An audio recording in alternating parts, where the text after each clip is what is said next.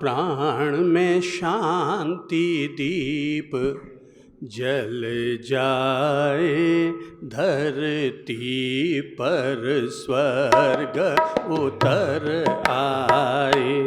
प्राण प्राण में शांति दीप जल जाए, धरती पर स्वर्ग उतर आए। कण कण में बहाए प्रेम सरिताएं, कण कण में बहाए प्रेम सरिताएं, धरती पर स्वर्ग उतर आए। सब फूल एक ही उपवन के हो, कुछ गोरे हैं कुछ काले हैं, कुछ गोरे हैं कुछ रंग भेद की दीवारें सारी मिट जाए, रंग भेद की दीवारें सारी मिट जाए, धरती पर स्वर्ग उतर आए। प्राण प्राण में शांति दीप जल जाए, धरती पर स्वर्ग उतर आए।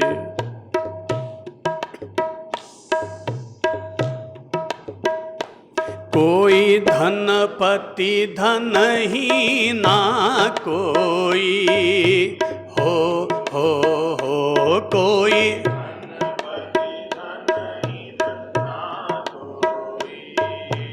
हो, सब अपनी अपनी किस्मत है, सब अपनी ऊंच नीच वाला चक्रव्यूह टूट जाए, ऊंच नीच वाला चक्रव्यूह टूट जाए, धरती पर स्वर्ग उतर आए। प्राण प्राण में शांति दीप जल जाए, धरती पर स्वर्ग उतर आए।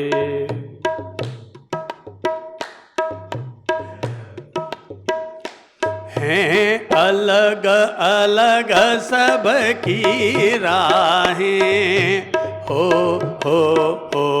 हैं, सभी गाएंगे। पर मंजिल एक हमारी है, पर मंजिल एक हमारी है, भेदभाव की लकीरें सारी मिट जाए, भेदभाव की धरती पर स्वर्ग उतर आए। प्राण प्राण में शांति दीप जल जाए, धरती पर स्वर्ग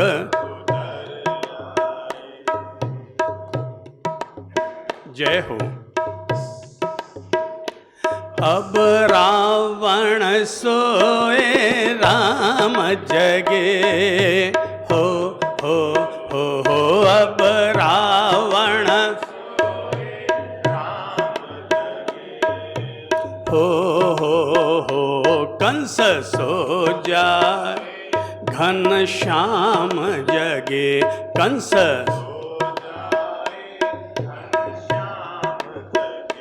घर घर में शांति की बहार लाए, घर घर में शांति की बहार लाए, धरती पर स्वर्ग उतर आए।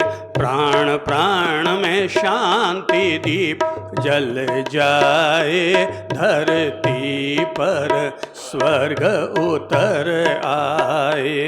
कण कण में बहाए प्रेम सरिताएं, कण कण में बहाएं प्रेम सरिताएं, धरती पर स्वर्ग उतर आए, धरती पर स्वर्ग उतर आए, धरती पर स्वर्ग उतर आए। क्रोध एक हथौड़ा है, इसने हर करीबी का दिल तोड़ा है। आगे बढ़ने में यह सबसे बड़ा रोड़ा है। आगे बढ़ने में यह सबसे बड़ा रोड़ा है। समझदार वही जिसने इसकी दिशा को मोड़ा है।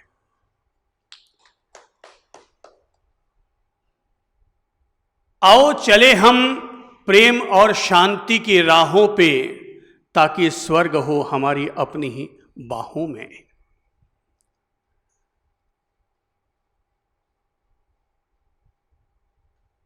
ऐसे लगता है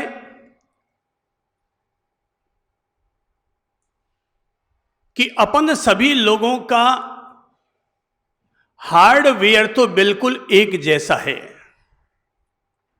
वही सबका सिर, वही दो आंखें, दो कान, नाक, सबका वही हार्ट और दो किडनी, सबका वही आमाशय, वही दो हाथ दो पांव। हार्डवेयर के लेवल पर तो अपन सभी एक जैसे हैं। सारा फर्क जो है वो सब सॉफ्टवेयर का है। किसने अपने कंप्यूटर में किस तरह का सॉफ्टवेयर सेट करके रखा हुआ है, सब कुछ उसी की कीमत है।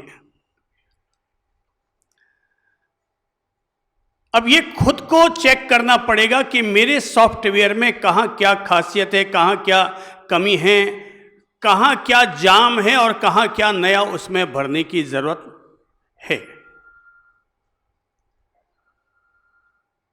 हम चाहें तो अपने दिमाग के सॉफ्टवेयर में गुड चीज भी डाल सकते हैं और चाहे तो रॉन्ग चीज भी डाल सकते हैं। एक बात जीवन की बुनियादी समझ आ जानी चाहिए कि अगर रॉन्ग इन होगा तो वापस रॉन्ग आउट होगा, और गुड इन होगा तो वापस गुड आउट होगा। जैसा हम अपने भीतर डालेंगे वापस वैसा ही हमारे द्वारा निकलकर आएगा।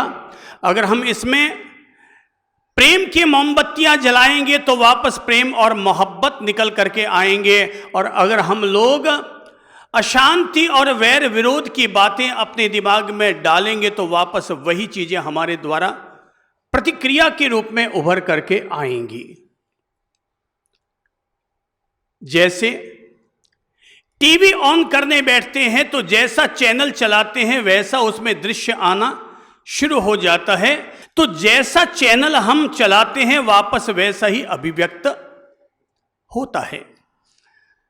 हम भी अगर अपने दिमाग में शांति के चैनल को मुख्यता देते हैं तो हमारे दिमाग में वापस शांति की बातें प्रकट होकर आएंगी, और वहीं अगर गुस्सा, खीज, रोष की बातें या रोष का चैनल अगर हम चलाएंगे तो वापस क्रोध, रोष, गुस्सा, गाली गलौच, इसी तरह के दिमाग में से वापस बातें निकल करके आएंगी। ये खुद आदमी को अपना तय करना पड़ता है कि मैं अपने घर में, अपने परिवार में, अपने जीवन में कौन से चैनल को मुख्यता देना पसंद करता हूं। क्या आपने कभी गौर किया, कुछ बच्चे मोबाइल ऑन करते हैं, कुछ व्हाट्सएप देखते हैं, कुछ बच्चे उसमें गेम खेलते हैं, कुछ बच्चे गूगल गुरु की शरण में जाते हैं और कुछ नई नई चीजें खोजना चाहते हैं। तो अब ये किस तरह का चैनल हम चलाएंगे वापस वैसे वैसी चीजें हमारे भीतर उभर कर आएंगी। ये हमें तय करना है कि अगर मैंने शांति से अपना जीवन जिया तो शांति ने मुझे सुख दिया, क्रोध किया तो क्रोध ने मुझे अंदर में तकलीफ दी, जलन दी, तो मुझे तय करना होगा कि अब मुझे क्रोध का चैनल चलाना चाहिए या शांति का चैनल चलाना चाहिए। मैंने भी प्रेम किया है, उसके फल देखे हैं। मैंने भी क्रोध किया है, उसके फल देखे हैं। क्रोध के कड़वे फलों को समझने के बाद ही प्रेम के फलों की तरफ बढ़ा हूं। और यह जीवन में बुनियादी समझ आ गई है कि जब जब भी मैंने या आपने क्रोध किया है, तब तब मुझे कड़वे फलों का ही सामना करना पड़ा है। क्रोध में कहा गया एक शब्द भी इतना जहरीला हो जाता है कि वो हमारे द्वारा कही गई अब तक 1000 प्यारी बातों को भी जला करके खत्म कर देता है। और प्रेम भी करके देखा, और प्रेम करके जब 4 शब्द अच्छे मीठे मधुर कहे तो व्यक्ति तो यहां से चला गया, लेकिन जाने के बाद भी वो हमें याद कर रहा है, और अपने घर पहुंचने के बाद भी फोन कर रहा है और कह रहा है साहब आपके पास आने का और बैठने का मजा ही कुछ और है। अर्थात झरने के पास जाओगे तो वैसा आनंद मिलेगा, और आग के पास जाकर बैठोगे तो वैसा आनंद मिलेगा। अब आनंद, क्रोध करने वाला भी इसे अपना आनंद समझता होगा तभी तो वो क्रोध करता है, वरना इंसान कोई पागल तो है नहीं, इंसान कोई बेवकूफ तो है नहीं। कुछ न कुछ जो कर रहा है, हर चीज के पीछे उसकी समझ काम कर रही है। अब जब मैं आज इस बात से आप लोगों को वाकिफ कर रहा हूं कि क्या किया जाए कि आदमी अपने क्रोध को कंट्रोल कर सके, क्रोध को कंट्रोल करने के नियम उपनियम क्या हो सकते हैं, आज हम इस बात को समझेंगे।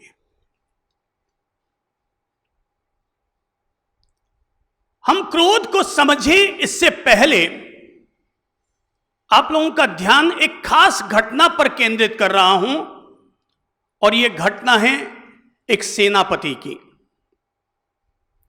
कहते हैं कि सेनापति के मन में यह जिज्ञासा थी कि दुनिया में स्वर्ग क्या है और नरक क्या है। रह रहकर उसके दिमाग में यह जिज्ञासा उठती, यह प्रश्न उठता, और कईयों से उसने पूछा भी, लेकिन कोई समाधान उसके मन को संतोष देने वाला नहीं मिल पाया। सेनापति को जानने को मिला कि अपने ही नगर के बाहर एक ज्ञानी गुरु रहते हैं, अगर हम उनके पास जाएं तो वो हमारे जिज्ञासा का सही समाधान कर पाएंगे। सेनापति ज्ञानी गुरु के पास पहुंचा और जाकर के कहा कि मैं यूनान का सेनापति हूं, आप मुझे बताइए कि स्वर्ग क्या है और नरक क्या है। किताबों में तो लिखा है कि आसमान में स्वर्ग है और पाताल में नरक है, आप मुझे बताइए कि स्वर्ग और नरक क्या है। ज्ञानी गुरु ने सेनापति को देखा, ऊपर से नीचे तक देखा और नीचे से ऊपर तक देखा।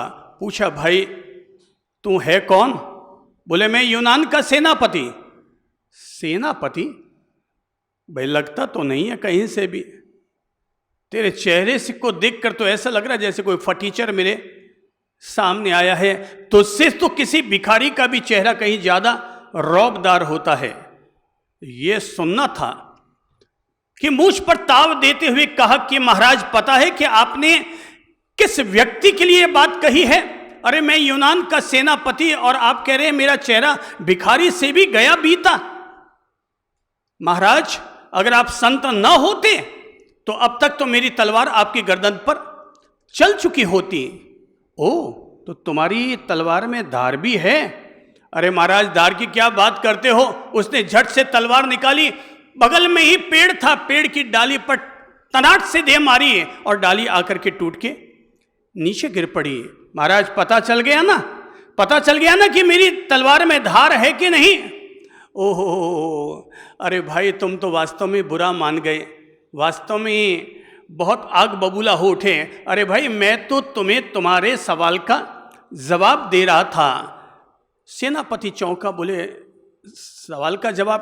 बोले कैसा सवाल का जवाब? बोले तूने ही तो पूछा था कि नरक क्या है। इस समय मेरे किन्हीं 2 शब्दों को सुनकर के तेरे भीतर जो आग सुलगी है इसी का नाम नरक है। तो क्या आप ये कहना चाह रहे थे, मुझे मेरे सवाल का जवाब दे रहे थे? ओ, तो इसका मतलब मैंने क्रोध किया, ये क्रोध करना ही मेरी नरक थी। बोले हाँ बिल्कुल यही तुम्हारी नरक थी। तुम जो क्रोध के कारण आग बबूला हो उठे और किसी व्यक्ति के दो शब्दों को सुनकर तुम अपना आपा खो बैठे, अपना आत्म नियंत्रण खो बैठे, बस इसी का नाम नरक है। ओह महाराज गलती हो गई, माफ करना। और ये कहते हो वो सीधा गुरु के चरणों में गिर पड़ा और कहा कि महाराज मुझे माफ करना, मैं समझ नहीं पाया कि आप मुझे क्या कहना चाहते हैं। जैसे वो नीचे झुका, संत ने उसका कंधा पकड़ा, खड़ा किया और कहा भाई यही है स्वर्ग। बोले मतलब कि दो कड़वे शब्दों को सुनकर व्यक्ति का उग्र, व्यक्ति का तीक्ष्ण होना, इसी का नाम नरक है। और वापस विनम्रता पूर्वक क्षमापना करने के लिए मेरे सामने जैसे तुम झुके, ये इस तरह से अपने आप को झुका लेना, इसी का नाम है स्वर्ग। सेनापति खड़ा हुआ और खड़ा होकर के महाराज श्री को प्रणाम किया और कहा कि अद्भुत अद्भुत अद्भुत, अब तक मैंने अनेक अनेक लोगों से स्वर्ग और नरक की परिभाषा समझनी चाहिए, पर भगवान आपने तो इतनी प्रैक्टिकल तरीके से मुझे जीवन की समझ दे दी कि क्या है स्वर्ग और क्या है नरक। बुनियादी तौर पर कोई भी व्यक्ति ये बात अगर समझ लेगा कि स्वर्ग कहीं और नहीं बल्कि यहीं स्वर्ग है, नरक कहीं और नहीं बल्कि यहीं पर ही नरक है, मैं ही मेरे स्वर्ग का निर्माण करता हूं और मैं ही मेरे नरक का निर्माण करता हूं। जिस दिन कोई भी व्यक्ति ये बात बुनियादी तौर पर समझ जाएगा, वो व्यक्ति अपने आप को नरक से बाहर निकाल लेगा और स्वर्ग की तरफ अपने कदम बढ़ा लेगा। स्वर्ग है प्रेम और शांति की तरफ बढ़ना। हम सब लोग स्वर्ग की तरफ बढ़े, उससे कहीं ज्यादा जरूरी है कि व्यक्ति स्वर्ग को अपने जीवन में जीता है, रोज ही जीता है, पर बार बार उसके पांव फिसल जाते हैं और वो नरक के खाई में जाके गिर जाता है। अब नरक में तो पता है क्या है, कोई वहां कांटे गाड़ रहा है, कोई वहां त्रिशूल गाड़ रहा है, कोई वहां तलवारों से काट रहा है, कोई वहां पर आग में हमें सुलगा रहा है, कोई हमें दाल के बड़े की तरह वहां तल रहा है। अब जरा गौर करके देखो तो पाओगे मैं भी जब जब भी गुस्सा करता हूं, क्रोध करता हूं, मेरी स्थिति भी बिल्कुल वैसे ही नरक जैसी हो जाती है। कभी मैं तलता हूं किसी को, कभी किसी और को गुस्सा आता है तो वो मुझे तलता है। जब मुझे गुस्सा आता है तो मैं किसी को तलवार मारता हूं और जब किसी और को गुस्सा आता है तो वो मुझ पर अपने कांटे गड़ाना शुरू कर देता है। गुस्सा मुझे आता है तो भी नुकसान और गुस्सा किसी और को आता है तो भी नुकसान। अगर मेरे निमित्त से, मेरी गलती से गुस्सा आया किसी को तो भी वो गुस्सा है, और उसके कारण मुझे अगर तेजी आई तो वो भी गुस्सा है। और गुस्सा तो जब जब भी आता है फायदा कितना करता है, ये जरा पहले सोच लो कि गुस्सा करने से फायदे कितने होते हैं। मैंने तो ये समझ रखा है कि क्रोध और आंधी दोनों एक जैसे होते हैं, जो शांत होने पर ही पता चलता है कि दोनों से कितना नुकसान हुआ है। क्रोध तो आग के उस कोयले की तरह होता है कि जिसे हम किसी और पर फेंकने के लिए जलाते हैं, पर वो दूसरे तक पहुंचे उससे पहले वो हमारे हाथों को जला देता है। क्रोध तो उस जहर की तरह होता है। मैंने कहा ना, क्रोध में बोला गया एक शब्द भी इतना जहरीला हो सकता है कि वो अब तक हमारे द्वारा बोली गई 1000 मीठी और प्यारी बातों को भी जला के राख कर देता है। क्रोध में बोला गया एक शब्द, फिर चाहे वो बहू बोलेगी तब भी और सास बोलेगी तब भी, अगर सास ने एक कड़वा तीखा शब्द बोल दिया तो बहू को इतना तेज क्रोध आएगा कि वो भूल जाएगी कि यही वो सास है जिसने मुझे पसंद किया, यही वो सास है जिसने अपने गहने मुझे चढ़ाए हैं, यही वो सास है जो बैंड बाजे के साथ मंगल गीत गाते हुए मुझे अपने घर में लेकर के आई है। हम सारी बातें भूल जाते हैं। क्रोध में बोला गया एक तीखा शब्द इतना जहरीला हो सकता है कि वह हमारे द्वारा अब तक बोले गए 1000 मीठे और प्यारे शब्दों को समाप्त कर देता है, नष्ट कर डालता है। मुझे तो ये लगता है क्रोध यमराज का बेटा है।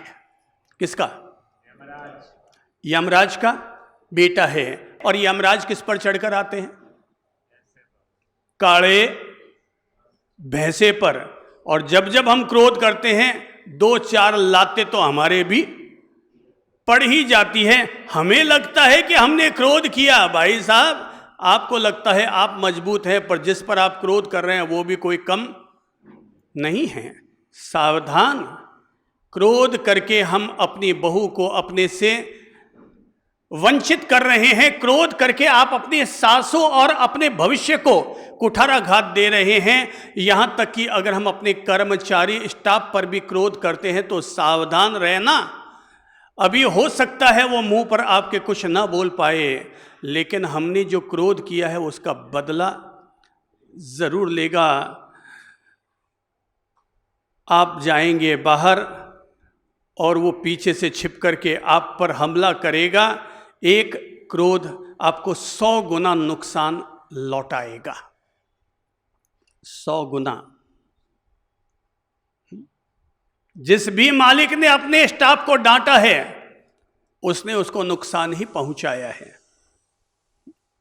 सावधान, हमारा क्रोध हमें कभी भी किसी भी रूप में नुकसान पहुंचा सकता है। इसलिए अगर किसी स्टाफ को छोड़ना भी हो ना, तो मैं ये सलाह दूंगा, डांट करके स्टाफ को मत छोड़ो, गालियां निकाल कर स्टाफ को मत छोड़ो। जब भी स्टाफ को छोड़ना हो, उसको 1100 रुपये का नगद इनाम देकर और घर के बाहर तक विदाई दे करके और उसे फूलों का हार पहनाकर रवाना करना। भाई, तूने पिछले 6 साल तक हमारी सेवा की है, हम तुम्हें बहुत बहुत धन्यवाद देते हैं। कभी कोई मुसीबत आ जाए तो अपने सेठ को याद कर लेना, हम ज़रूर तुम्हारी हेल्प करेंगे। इस तरह से पोलाइटली शब्दों का उपयोग करके स्टाफ को रवाना कीजिएगा। आपको फिर भविष्य में कभी उस स्टाफ से घबराने की ज़रूरत नहीं है। और अगर लड़ते लड़ते झगड़ते झगड़ते स्टाफ को छोड़ा, तो आने वाला कल आपके लिए खतरनाक हो सकता है।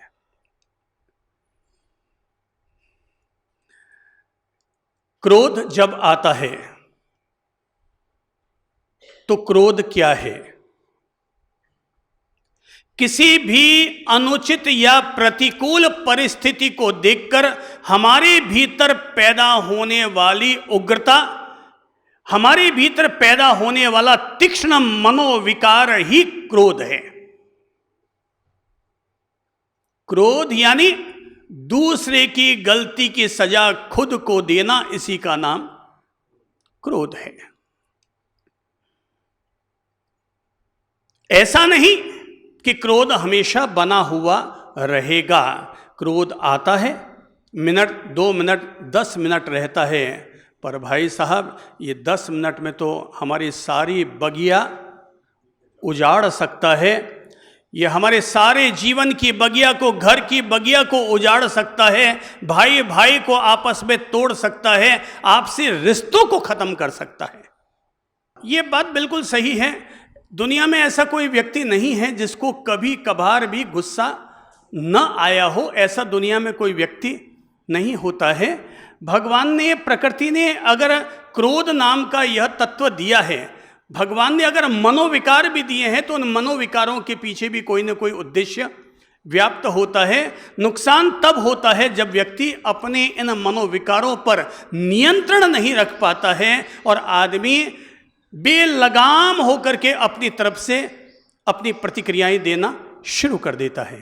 एक बात सही है कि गुस्सा किया जाता है, आता नहीं है। हकीकत यह है, अंदर में अगर गुस्सा है, अंदर में अगर ये क्रोध का मनोविकार है, तो बाहर का निमित्त काम करता है और ये अंदर से प्रकट हो जाता है। पर जिनके अंदर ये क्रोध का मनोविकार है ही नहीं, मनोविकार कई तरह के होते हैं, क्रोध, चिंता, ईर्ष्या, राग, द्वेष, तो कई तरह के हमारे भीतर मनोविकार होते हैं। भोग की अति भावना, तो भाई बहुत तरह के मनोविकार होते हैं। आज हम केवल एक मनोविकार को नियंत्रित करते हैं। पूरी तरह मिटा पाएं कि ना मिटा पाएं, पर नियंत्रित तो अवश्यमेव किया जा सकता है। अगर घोड़ा हमारे लगाम के नियंत्रण में है तो फिर वो चाहे जितनी दौड़ लगाए, फिर कोई चिंता की बात नहीं है। असली बात है हाथी हमारे अंकुश में, हमारे नियंत्रण में रहना चाहिए। अगर हम क्रोध कर रहे हैं पर विवेक को फिर भी अपने पास सुरक्षित रखते हैं तो खाई गई तेजी भी हमें अनियंत्रित होने नहीं देती और क्रोध के नुकसान हमें नहीं मिल पाते हैं। जैसे कि क्रोध के नुकसान आते हैं, शुरू करते हैं। नंबर 1, क्रोध आया, क्रोध आते ही सबसे पहले दिमाग हमारा अनियंत्रित होना शुरू हो जाता है। ये पहला नुकसान। क्रोध आया, दिमाग में याद कीजिए, क्रोध आया आते ही सबसे पहले क्या हुआ? क्रोध आया आते ही सबसे पहले दिमाग अनकंट्रोल होना शुरू हुआ। दूसरा नुकसान, जैसे ही दिमाग अनकंट्रोल होता है हमारा ब्लड प्रेशर, रक्तचाप हमारा अंदर से हाई होना शुरू हो जाता है। तीसरा नुकसान, जब हमें तेज गुस्सा आता है तो हमारी आंखें लाल होनी शुरू होती है, जिसके कारण आंखों की ज्योति हमारी कमजोर पड़ती है।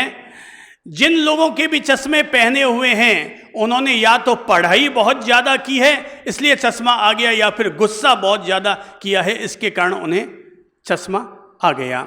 चौथा नुकसान, अब हम क्रोध बढ़ रहा है, अब जबान हमारी अनकंट्रोल हो रही है, अब हमारे मुंह से क्या निकल रही हैं? गालियां, अपशब्द। भाई गणित में तो 1 और 1 2 होते हैं, पर गुस्से का गणित कुछ और है। गुस्से में 1 और 1 2 नहीं होते, वो 11 होते हैं कि 111 होते हैं कि क्या होते हैं, ये इसकी भविष्यवाणी की नहीं जा सकती। गुस्से का पहाड़ा बड़ा विचित्र है। गुस्सम एका गुस्सा, चलो बोल लो, गुस्सम एका गुस्सा, गुस्सम दूना गाली, गुस्सा तिया थप्पड़, गुस्सा चौका लाठी, गुस्सा पांचा खून, गुस्सा छक्का कत्ल, गुस्सा सत्ता जेल, गुस्सा 8 पिटाई, गुस्सा 9 फांसी और गुस्सा 10 बर्बादी। तो गुस्से का गणित कुछ अलग है और वो गणित इतना विचित्र है कि कब कहां कैसा करवट रूप ले लेगा इसका कुछ पता नहीं चलता। तो गाली निकली अब गुस्से के कारण। 5वां नुकसान, अब हम थोड़ा नीचे उतरते हैं, तो अब गुस्से के कारण हमारी थायराइड ग्रंथि भी प्रभावित होती है। कभी कफ जाम होता है, थायराइड की ग्रंथि अंदर से संकुचित होनी शुरू होती है। 6ठा नुकसान, हार्ट हमारा तेज धड़कना शुरू हो जाता है, पल्स हमारी तेज हो जाती है। 9वां नुकसान, सांस अब हमारी तेज चलने लगती है, ऊबड़ खाबड़ अव्यवस्थित सांसें चलने लगती है। 9वां नुकसान, भूख मिट जाती है, भूख लगनी बंद हो जाती है। इसीलिए जब भी गुस्सा आता है बेटे से को बेटा खाना खा ले, मन तो भूख ही को नहीं, अंदर से भूख ही उसकी खत्म हो जाती है, अर्थात अंदर की आंतें गुस्से के कारण संकुचित हो जाती है। 10वां नुकसान, माइग्रेन होने की संभावना बन जाती है। 11वां नुकसान, ब्रेन हैमरेज अक्सर गुस्से वाले लोगों को ही हुआ करता है। 12वां नुकसान, हार्ट अटैक की जब भी प्रॉब्लम होती है तो अति गुस्से लोगों को ही ये हार्ट अटैक की प्रॉब्लम हुआ करती है। अब करते हैं कुछ व्यवहारिक नुकसान। रिश्ते हमारे कट ऑफ होते हैं। जब भी रिश्ते टूटते हैं हमारे अति क्रोध में बोले गए तीखे शब्दों के कारण रिश्ते टूटते हैं। करियर हमारा चौपट होता है, हमारी आत्मा का पतन होता है। मैंने तो बहुत बहुत पहले ही यह बात समझ ली थी कि अगर कोई जीव, कोई व्यक्ति पूर्व जन्म में संत था, अपने तीव्र क्रोध के कारण मरकर के चंड कौशिक सांप बना, तो मुझे तो बहुत पहले ये समझ में आ गई, सावधान सावधान सावधान, संत बनना ही पर्याप्त नहीं है, श्रावक बनना ही पर्याप्त नहीं है। कोई व्यक्ति श्रावक तो छोड़ो, संत बनकर के भी अपने अति क्रोध के कारण मरकर के चंड कौशिक सांप बनता है, तो फिर इसका मतलब ये हुआ केवल संत बनने से साधना नहीं सदेगी, बल्कि अपने क्रोध कषायों को नियंत्रित करने से व्यक्ति की आत्मा का उद्धार होगा।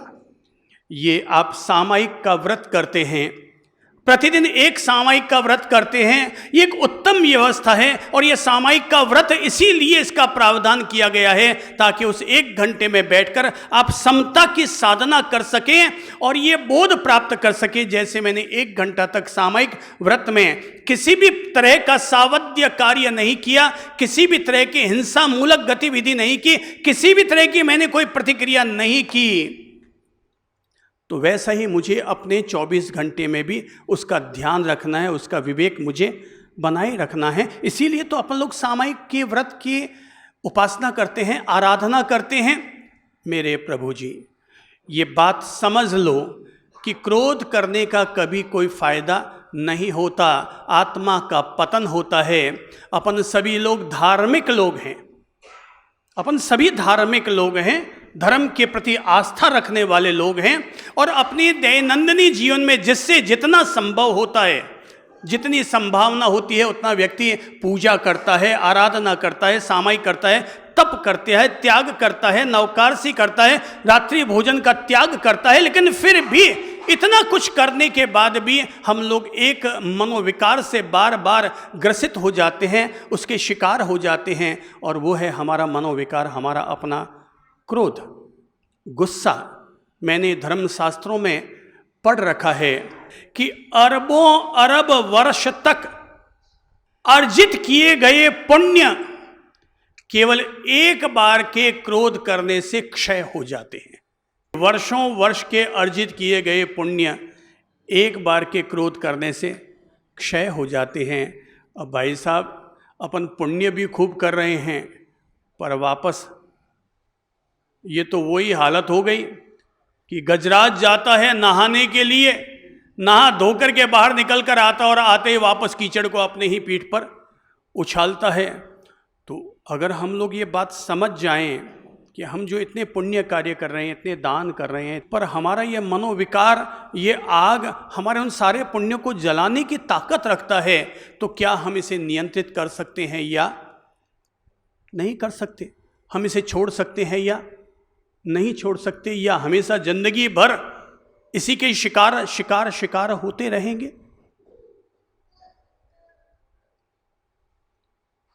कहते हैं कि एक कंपनी में सारे लोग, सर्दी का माहौल, और बैठे हुए थे बीच आंगन में, हीरों की छंटनी कर रहे थे कि इतने में ही एक जौहरी आया और जौहरी ने आकर के कहा कि भाई, मैं अपने साथ 2 बेमिसाल चीजें लेकर आया हूं और ये देखो।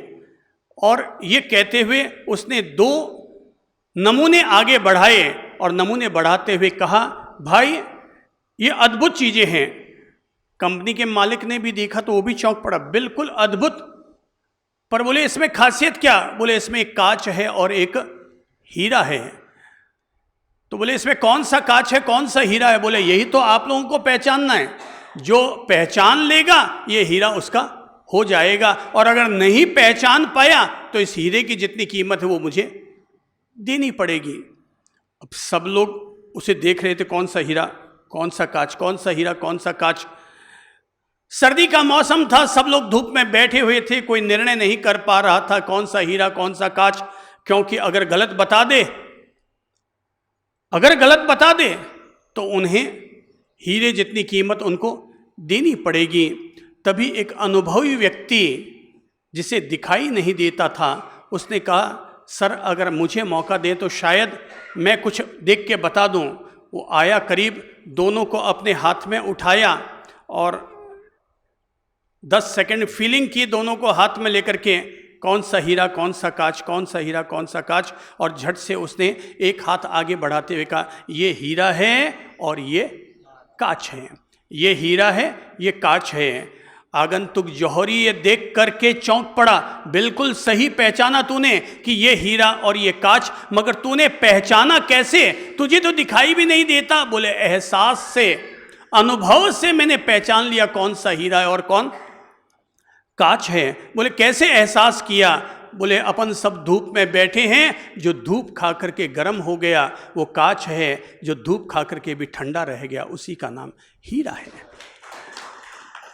जो धूप खाकर भी ठंडा रह गया उसी का नाम हीरा है।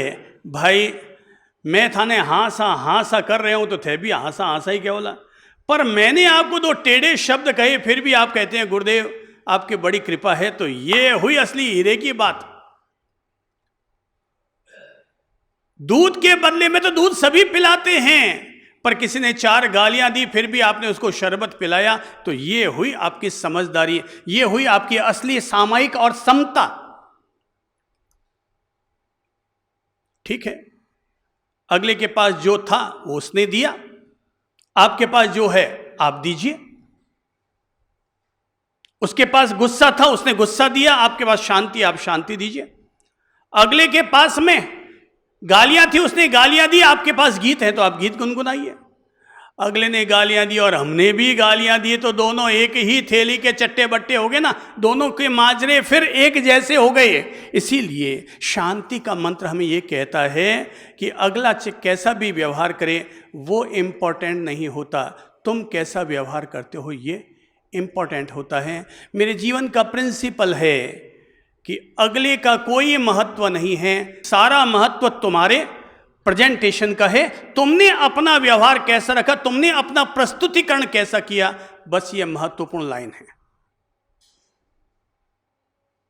इस बात को दिलो दिमाग में पूरी तरह उतार लें कि अगले का महत्व नहीं है।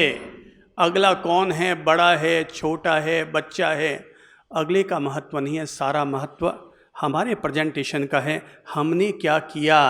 बस इस बात को अगर हम लोग ध्यान रखेंगे तो हम लोग अपने क्रोध को नियंत्रित करने में हमें कोई भी असुविधा नहीं होगी।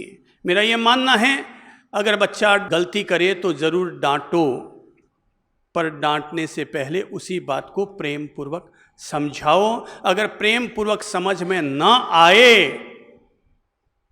तो फिर डांटने की आपको अनुमति है, पर पहले ही चरण में अपन लोग हाका हुक्का हुल्लड़बाजी करना शुरू कर दें, इसका मतलब अभी हमारा अपने आप पर नियंत्रण नहीं है, हमारे दिमाग के पेच थोड़े ढीले हैं।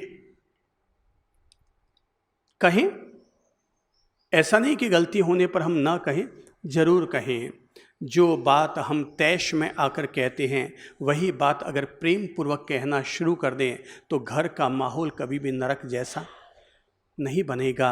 मैं फिर कहता हूँ, ये मत सोचो मरने के बाद नरक मिलेगा, यहीं स्वर्ग है और यहीं नरक है। हम खुद ही स्वर्ग का निर्माण करते हैं और हम खुद ही नरक का निर्माण करते हैं। शांति चंद जी अगर बन जाओ, नाम से नहीं स्वभाव से, प्रकृति से अगर शांति चंद जी बन जाओ तो यही स्वर्ग है, और प्रकृति से अगर क्रोध चंद बन गए तो यहीं पर नरक है, यहीं पर नरक है।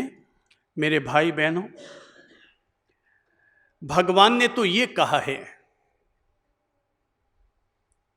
कि आग को तनिक, घाव को छोटा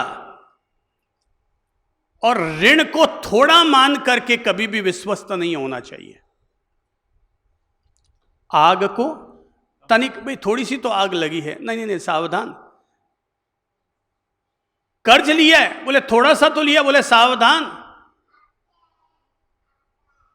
घाव, बोले छोटा सा ही तो है, बोले सावधान। बोले गुस्सा थोड़ा सा ही तो किया है, बोले सावधान, क्योंकि ये थोड़ा ही कब बड़ा हो जाएगा, कब बहुत हो जाएगा, इसका कोई पता नहीं है। अण थोवम वण थोवम अग्नि थोवम कषाय थोवम च, न हूं मैं भीषसी यव्वम। वो कहते हैं अग्नि थोवम यानी अग्नि, बोले थोड़ी सी है, ऋण थोड़ा सा है, घाव छोटा सा है। बोले भाई छोटा सा घाव कब नासूर का रूप ले लेगा कोई पता नहीं चलता। इसलिए समझदार व्यक्ति इस कषाय को, इस क्रोध को बढ़ने ही ना दे अपने जीवन में, इस बात का जरूर जरूर नियंत्रण रखे। इसलिए मैं सलाह दूंगा, सप्ताह में 1 दिन अथवा महीने में 1 दिन उपवास जरूर करो, पर वो उपवास भोजन को छोड़ने का नहीं, वो उपवास क्रोध को छोड़ने का हो। सब खाओ पियो ना, कहाँ तकलीफ है? दिन में संयम पूर्वक भोजन करना अपने आप में ही एक तपस्या है। दिन में खाओ, रात्रि भोजन अगर आपने छोड़ दिया, दिन में खाना खा रहे हैं और वो भी सात्विक और संयम पूर्वक कर रहे हैं, तो वो भी अपने आप में एक तपस्या है। आपके सामने बाजार की मिठाइयां आई और आपने कह दिया साहब मुझे तो बाजार की मिठाइयों का त्याग है, तो ये त्याग है, ये कहना भी अपने आप में एक तपस्या है। प्रभु जी, सप्ताह में अगर हम एक उपवास करते हैं तो मैं तो कहूँगा महीने में एक उपवास कर लो, सप्ताह में एक उपवास कर लो। खुद अपने दिमाग में तय कर लो कि जैसे माताएं और बहनें अक्सर अष्टमी और चतुर्दशी का उपवास या एकासन व्रत करते हैं, मैं कहता हूँ सभी लोग, दुनिया भर के सभी लोग ये नियम बना लो, अष्टमी चतुर्दशी या संडे या मंडे हम लोग क्रोध का उपवास करेंगे। सुबह उठते ही सूर्योदय हुआ, होते ही हाथ जोड़ लीजिए। मैंने सोमवार प्रतिज्ञा कर रखी है कि मैं सोमवार उपवास करूंगा, क्रोध का उपवास। अब दिन भर में ये बोध बनाए रखे कि आज मेरे उपवास है। जैसे मान लीजिए आपके अभी अगर उपवास हो और कोई बोले खाना खा लो, क्या बोलेंगे आप वापस? उपवास है, वेरी गुड।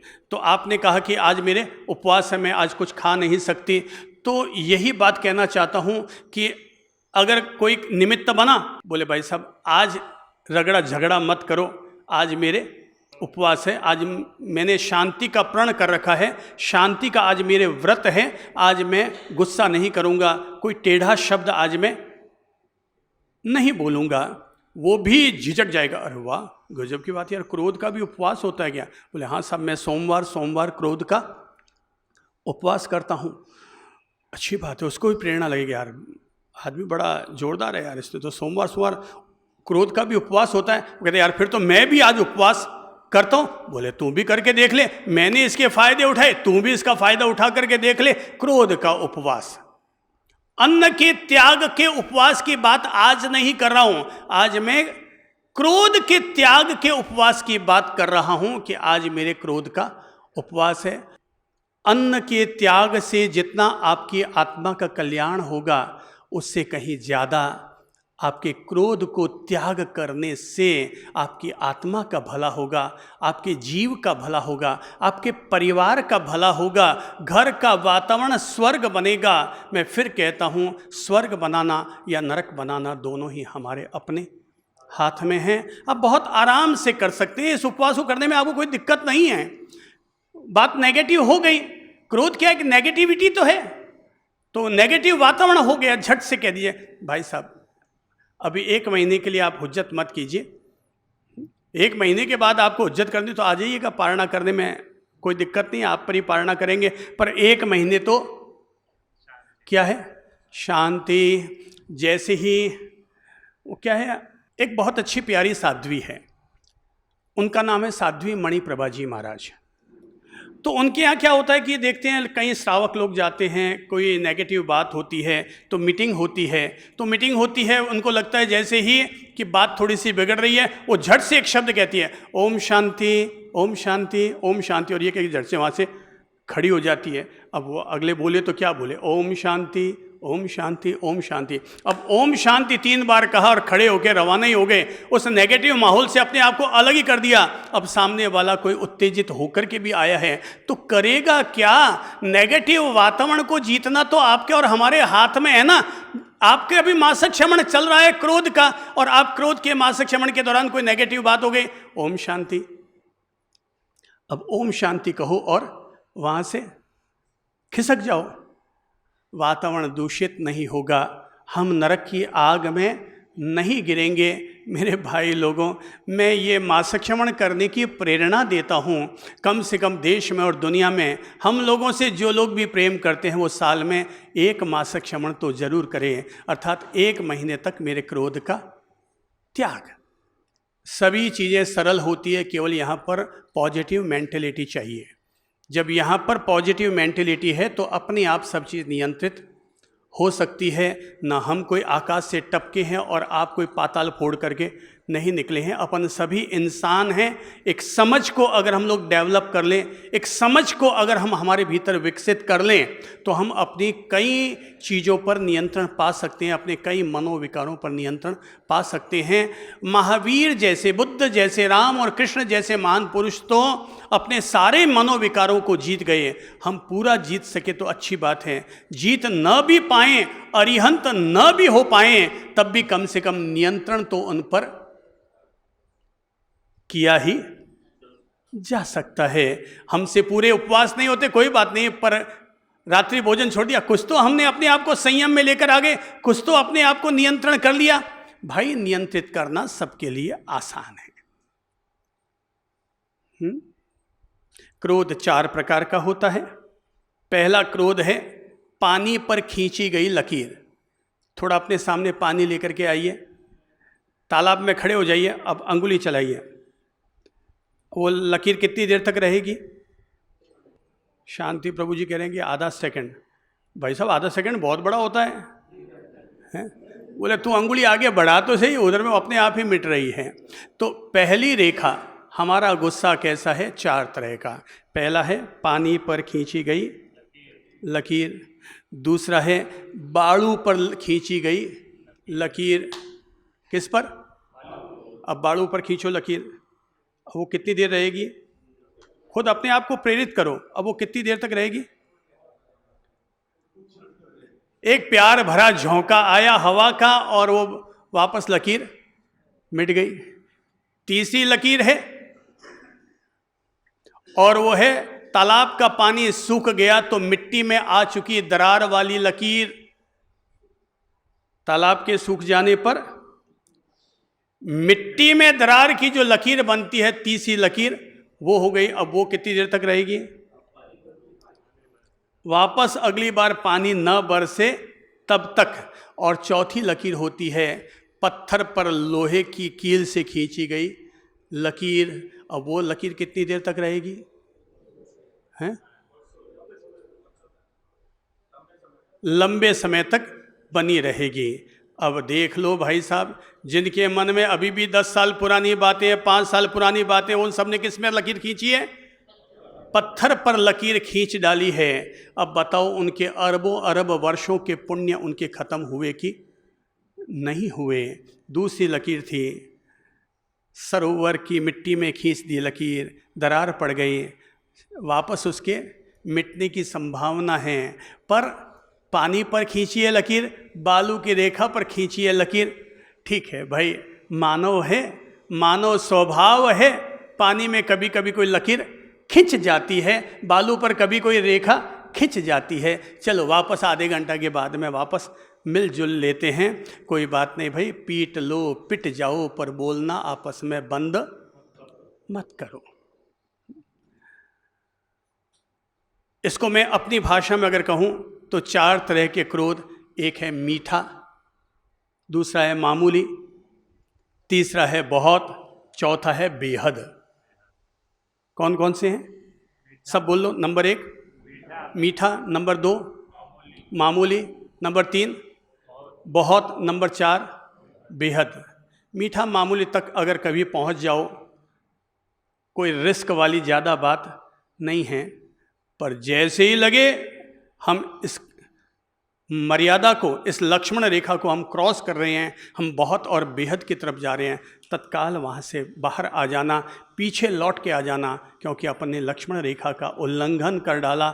हम उस तरफ बढ़ गए हैं जो हमारे अरबों अरब वर्ष के पुण्यों को क्षय या खत्म कर डालते हैं। ध्यान रखो, क्रोध जब आता है तो अकेला नहीं आता, अपनी फैमिली लेकर के आता है। क्रोध की अपनी फैमिली है। क्रोध के पिता का नाम है घमंडी राम जी। सब बोल लो, क्रोध के पिता का नाम घमंडी राम जी।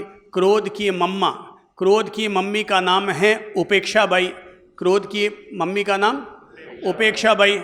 क्रोध की पत्नी का नाम है हिंसा। पत्नी का नाम क्या है? हिंसा। ठीक है। और क्रोध की सगी बहन भी है जिसका नाम है निंदा चुगली। क्या नाम है? निंदा चुगली। क्रोध की 2 संतानें भी साथ में आती है, वैर विरोध। क्या नाम है? वैर विरोध। उनके लाडले पोते भी साथ में आते हैं जिसका नाम है गाली गलौच। क्या नाम है?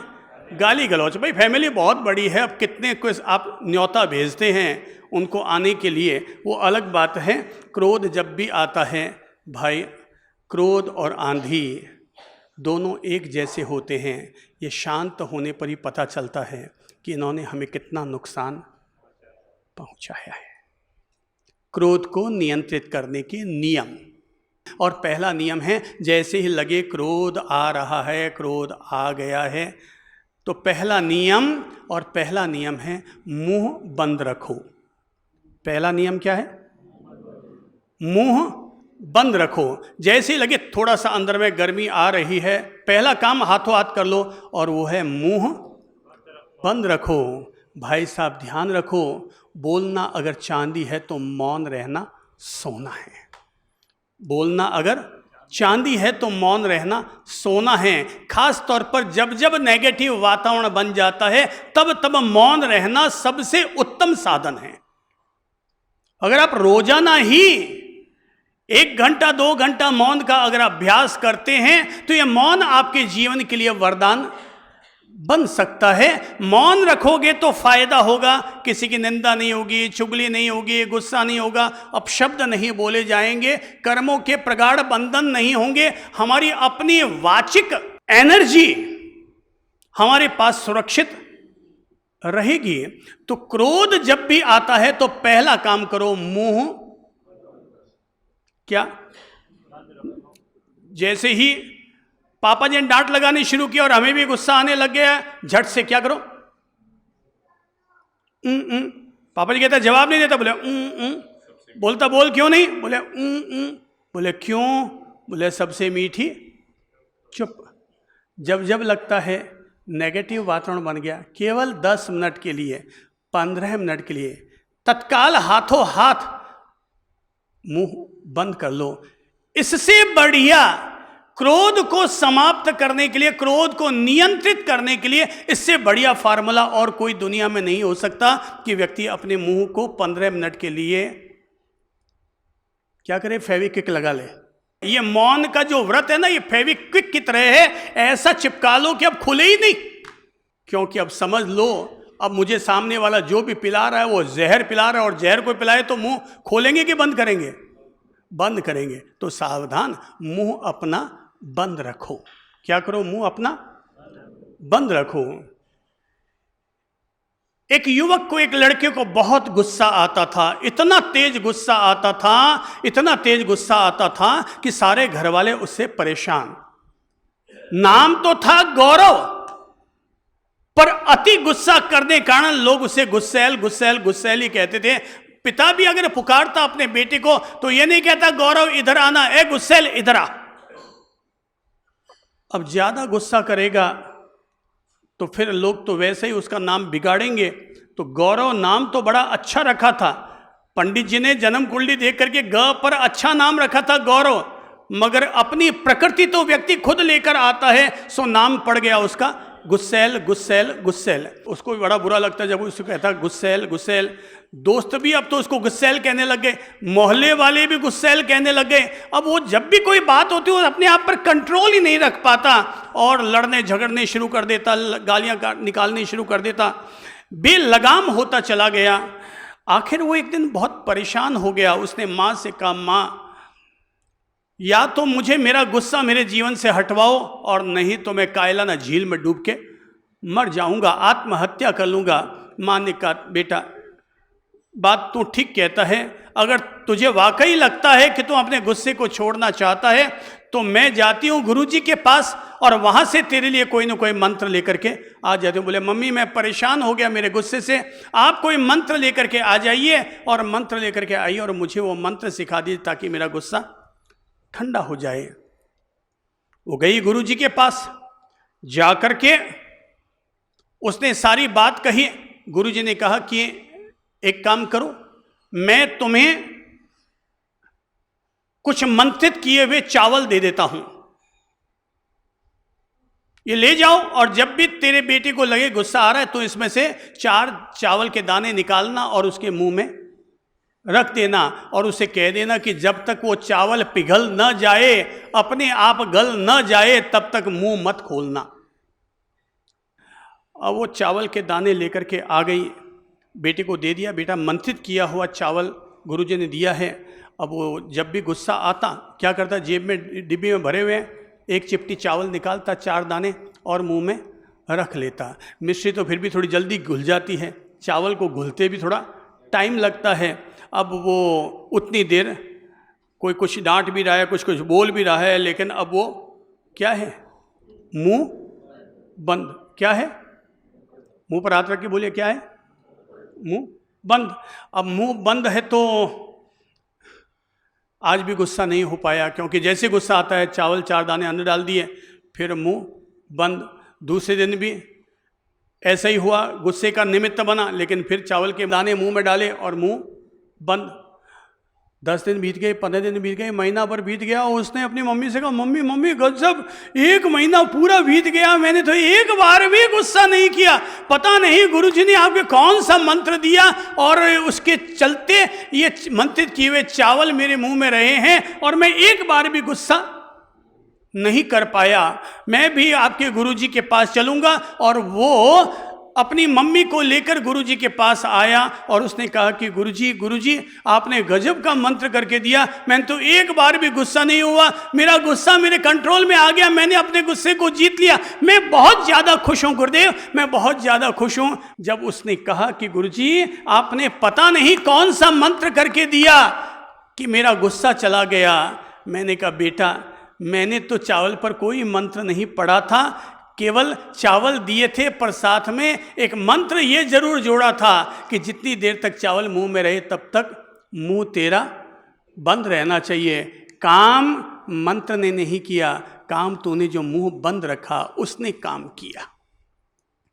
तूने जो मुंह अपना बंद रखा उसने काम किया। मेरे भाई मौन सबसे श्रेष्ठ है। जब जब लगे तेजी आ रही है, गुस्सा आ रहा है, झट से क्या कर लो, 15 मिनट का मौन व्रत मन बना लो कि जब भी लगेगा गुस्सा आ गया। गुस्से का नियम है, उसकी उम्र कितनी है, 1 मिनट, 2 मिनट, 3 मिनट, 5 मिनट। कभी भी क्रोध की उम्र 15 मिनट नहीं होती है, ये बरसाती कीड़े की तरह होता है। हाँ, इसकी उम्र कब बढ़ती है?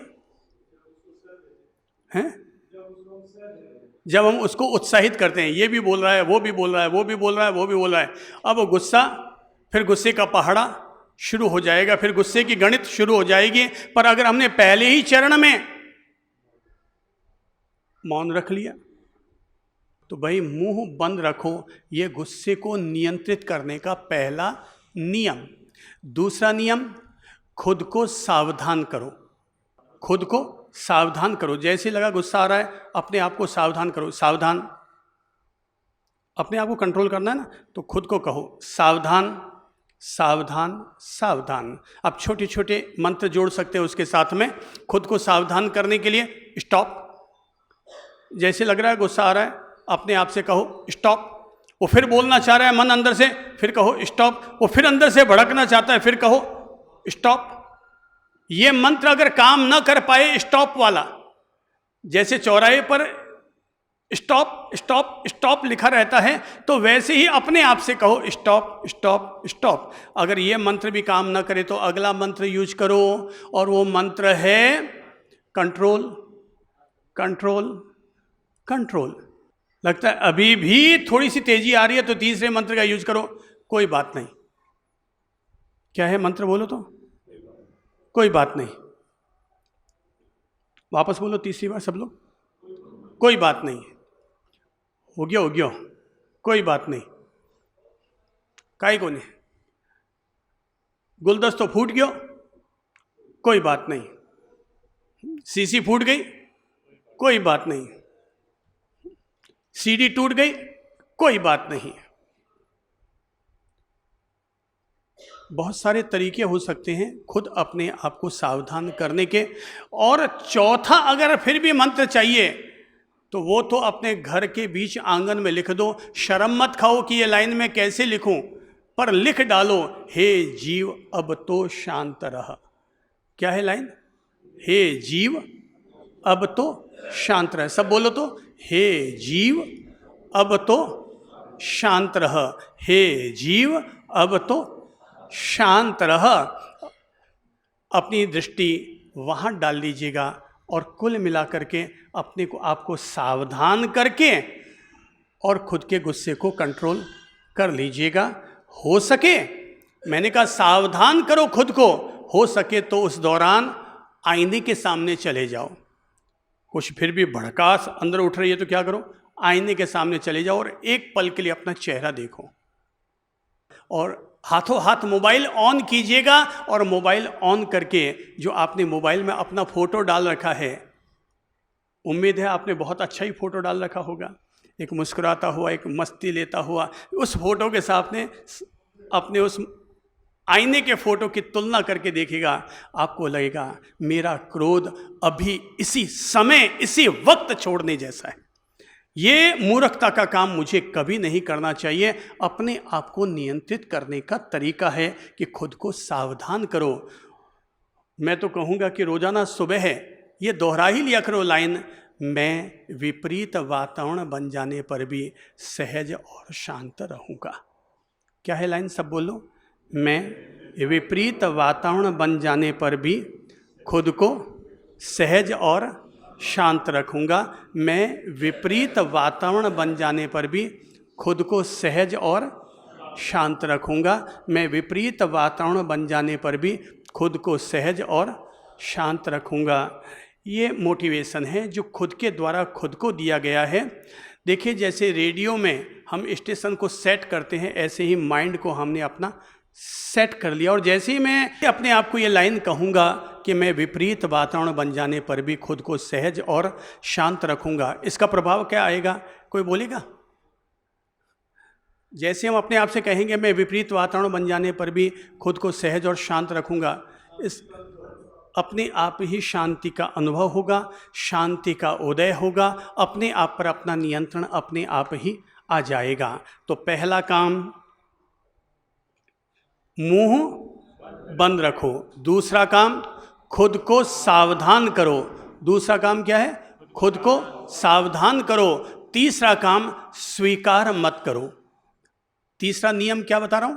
स्वीकार मत करो। जो भी परिस्थिति बन रही है या जो भी परिस्थिति बन गई उसको स्वीकार मत करो। जो हो गया, होना था, हो गया, उसे अपने दिमाग में स्वीकार मत करो। इसको आप यूं समझिए, भगवान बुद्ध की यह घटना है पर जीवन भर याद रखने जैसी है कि स्वीकार मत करो। स्वीकार करते ही वो चीज हम पर हावी हो जाती है। बुद्ध की घटना यह है कि बुद्ध के पास एक कोई पंडित प्रवर आए और बुद्ध का विरोध करते हुए उन्हें खूब सारी गालियां देने लगे, तुम ऐसे हो, तुम वैसे हो। पर बुद्ध तब भी सहज शांत मुस्कुराते हुए नजर आए। जब 10 मिनट तक वो हाका हुक्का करके गालियां अपमान देकर के चुप हो गया तो उसने कहा, तुम कैसे संत हो, मैंने तुझे इतनी गालियां दी, क्या तुम्हें गुस्सा नहीं आया? बोले, नहीं भाई, मुझे गुस्सा करने जैसी कोई चीज़ है ही नहीं, क्योंकि मैंने तुम्हारी बातों को स्वीकार ही नहीं किया। बोले, मतलब आप कहना क्या चाहते हो? बोले, भाई एक बात बताओ, तुम्हारे घर पर कोई मेहमान आए, तुम उसे खाना परोसो और वो खाना स्वीकार न करे तो वो खाना किसके पास रहेगा? बोले कि अगर मैंने किसी को खाना परोसा और उसने खाना नहीं लिया तो मेरा खाना मेरे पास ही तो रहेगा। बुद्ध ने कहा, मैंने भी तुम्हारी गालियां स्वीकार नहीं की, इसलिए तुम्हारी गालियां तुम्ही को मुबारक हो। मैंने स्वीकार नहीं किया, स्वीकार करते ही वो मुझ पर हावी हो जाती है। इसलिए क्रोध को नियंत्रित करने का तीसरा नियम कि स्वीकार मत करो, जो है उसको होने दो। स्वीकार करते ही हम उसके गुलाम हो जाते हैं, हम क्रोध के गुलाम हो जाते हैं। और हम क्रोध तो करते हैं दूसरे को दंडित करने के लिए, पर क्रोध तब हमें खुद को ही दंडित करना शुरू कर देता है। चौथा नियम, स्वयं को सकारात्मक रूप में रखो। क्या है चौथा नियम? स्वयं को सकारात्मक रूप में रखो। जैसे ही लगता है कि उस समय नेगेटिव वातावरण हो गया है, अपने आप को कहो be positive, be positive, be positive. खुद को सकारात्मक कर लोगे। अब खुद को सकारात्मक करने की प्रेरणा देने के बाद अगर हम कुछ बोलेंगे भी तो हमारे वो नेगेटिव शब्द नहीं होंगे, उसमें उत्तेजना और उग्रता नहीं होगी।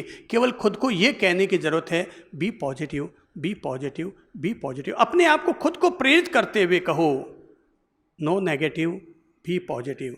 केवल 3 बार इस मंत्र को अपने भीतर दोहरा लो, नो नेगेटिव, बी पॉजिटिव, अर्थात सकारात्मक रहो, नकारात्मक मत बनो। सकारात्मक, be positive, be positive, be positive. और सकारात्मक रूप लेकर के अब आपको जो बोलना है सो बोल दो।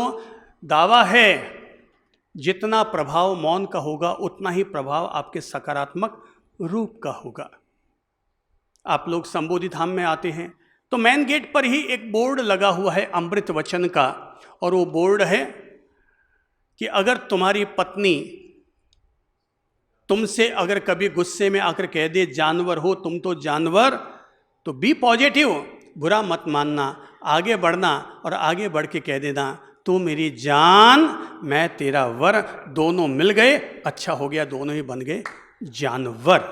बी पॉजिटिव, खुद को सकारात्मक रूप में रख लो। ये है खुद का सकारात्मक रूप बनाना। ये कौन सा रूप है?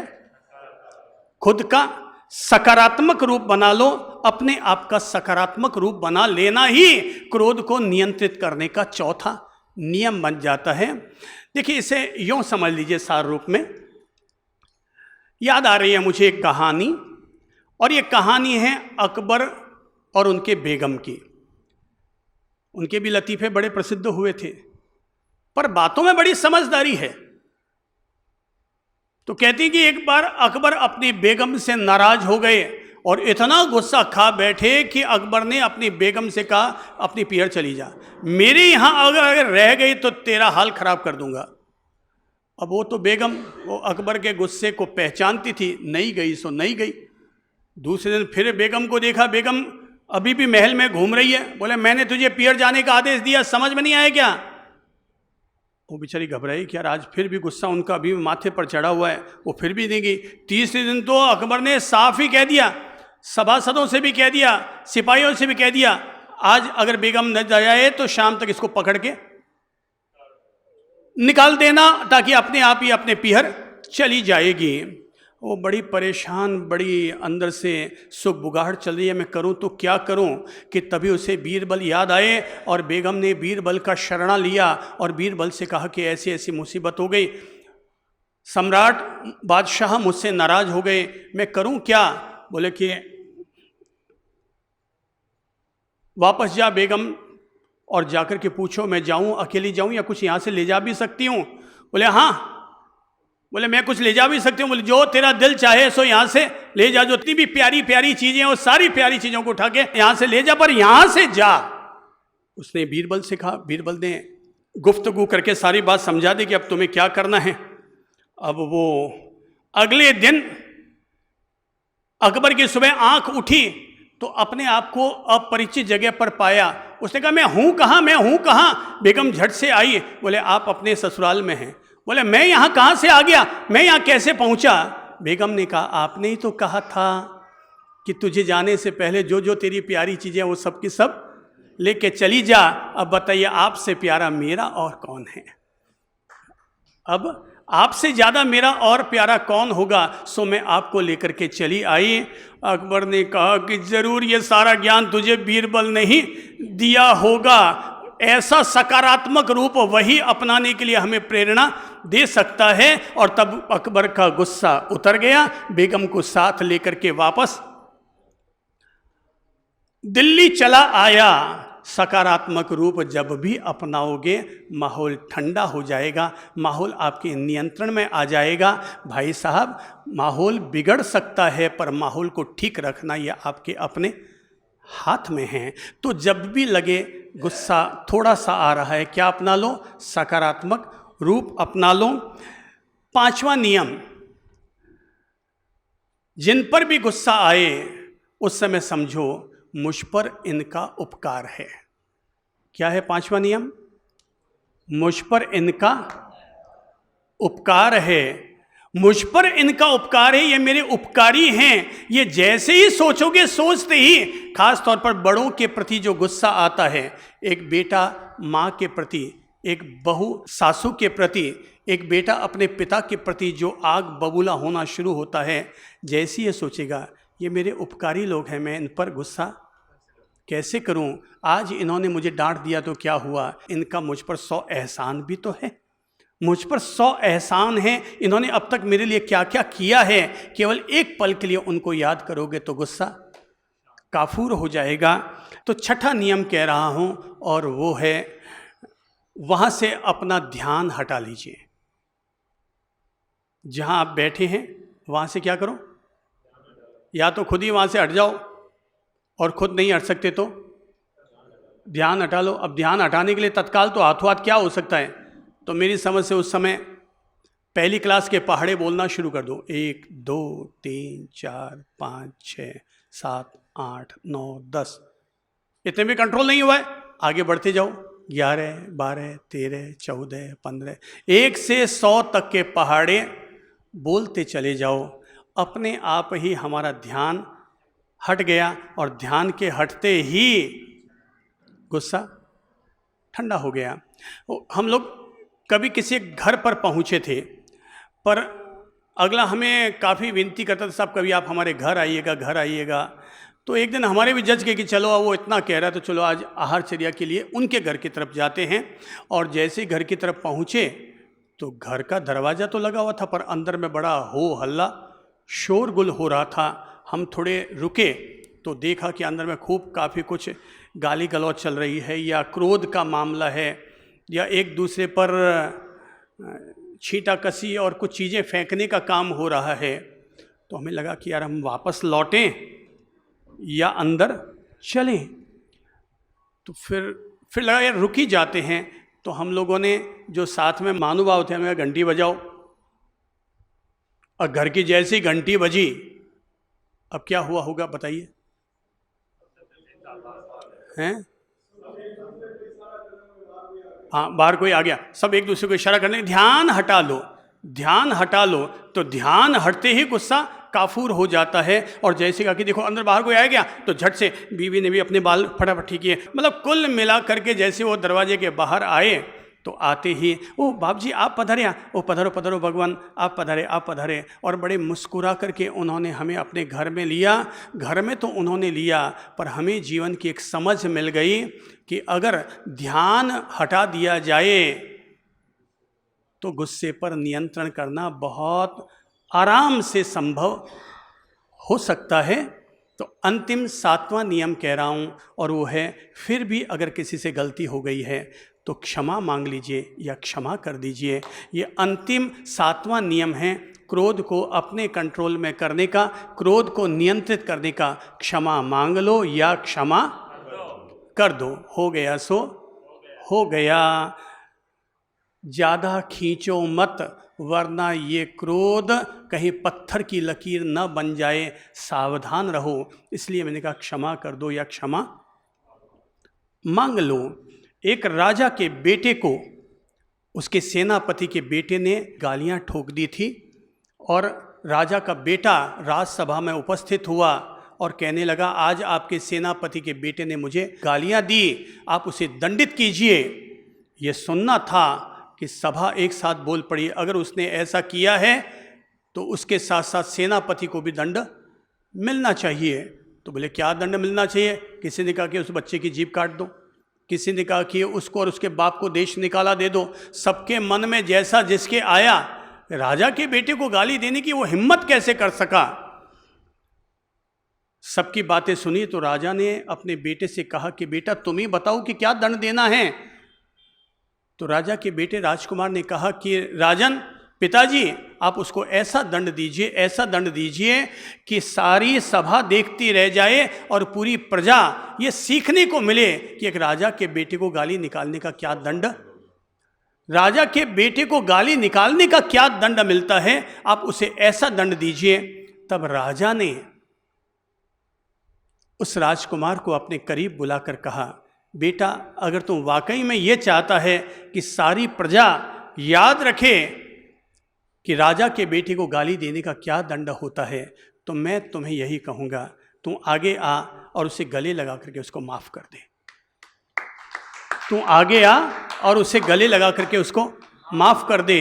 और अगर तेरा इससे मन न मानता हो, तुझे लगता है नहीं उसने गाली दी और उसको दंड मिलना ही चाहिए, तो बेटा तुझे भी गाली देने का अधिकार देता हूँ, पर केवल इतना सा सोच लेना कि क्या एक राजा के बेटे को गाली देना शोभा देता है? क्या एक राजा के बेटे को गालियाँ निकालना शोभा देता है? उसने कहा पापा मैं समझ गया। वो आगे बढ़ा, सेनापति के बेटे को अपने गले लगा लिया और कहा भैया दोबारा कभी गाली मत निकालना। उसने भी कान पकड़ के कहा जो मुंह से निकल गया मैं उसको तो लौटा नहीं सकता, पर मैं भविष्य में कभी भी अपने मुंह से गाली नहीं आने दूंगा।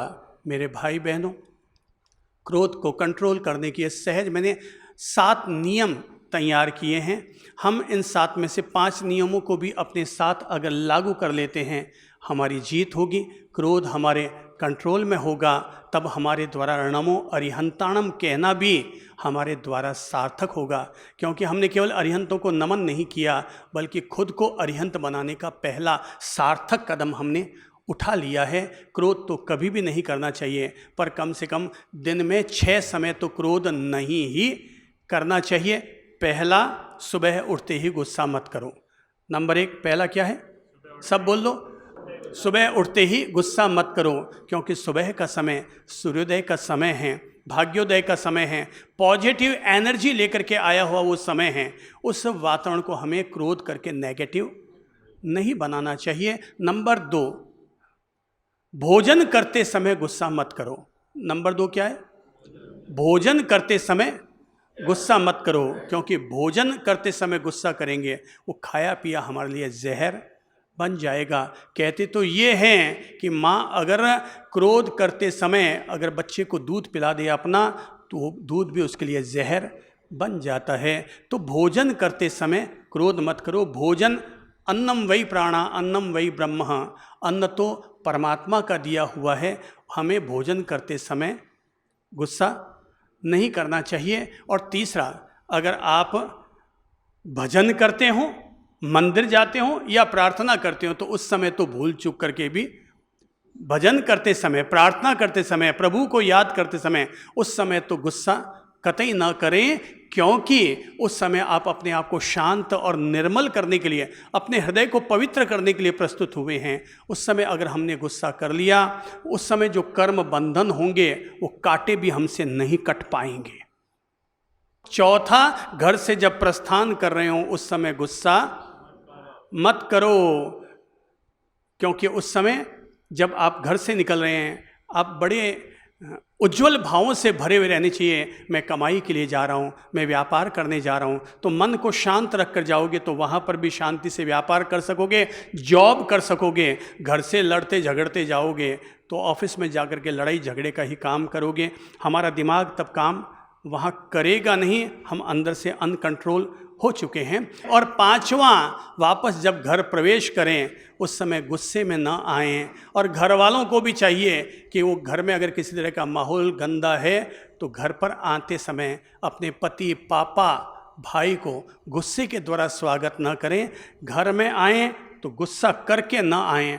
ऑफिस का गुस्सा, बॉस का गुस्सा जो था वहीं छोड़ के आ जाओ। बॉस के घर से जब आ रहे हैं तो बॉस का घर छोड़ा तो उसको भी वहीं छोड़ के आ जाओ। घर पर आ रहे हो तो घर को स्वर्ग बनाने के लिए आओ। एक अच्छे मीठी मुस्कान के साथ घर में प्रवेश करो, क्योंकि घर में आपके बच्चे, बीवी, मम्मी, पापा सब इंतजारी कर रहे हैं कब वो आएंगे। घर में प्रवेश करें तो गुस्सा करके प्रवेश ना करें। और अंतिम 6ठा, गुस्सा तब ना करें रात को जब सोने के लिए जा रहे हैं, उस समय गुस्सा करके ना सोएं, क्योंकि अब आप विश्राम करने जा रहे हैं तो माइंड हमारा बहुत रिलैक्स रहना चाहिए, शांत और पीसफुल रहना चाहिए। गुस्सा करके सोएंगे तो नींदें उखड़ जाएगी, सपने भयावह आएंगे और आप पूरी तरह से चार्ज नहीं हो पाएंगे। तो कुल मिलाकर के हम स्वर्ग की तरफ जी सकें तो अच्छी बात है, पर कम से कम नरक की आग में तो हमें अपने आप को नहीं जाने देना चाहिए। आज मन बना लो, सप्ताह में एक उपवास महीने में एक उपवास, या साल में एक मासिक क्षमण, या एक साल में 28, ऐसा मैं कुछ न कुछ अवश्य करूँगा। अर्थात 8 दिन का उपवास, 30 दिन का उपवास, या 1 दिन का उपवास, और वो है क्रोध के त्याग का उपवास। ओम शांति शांति शांति।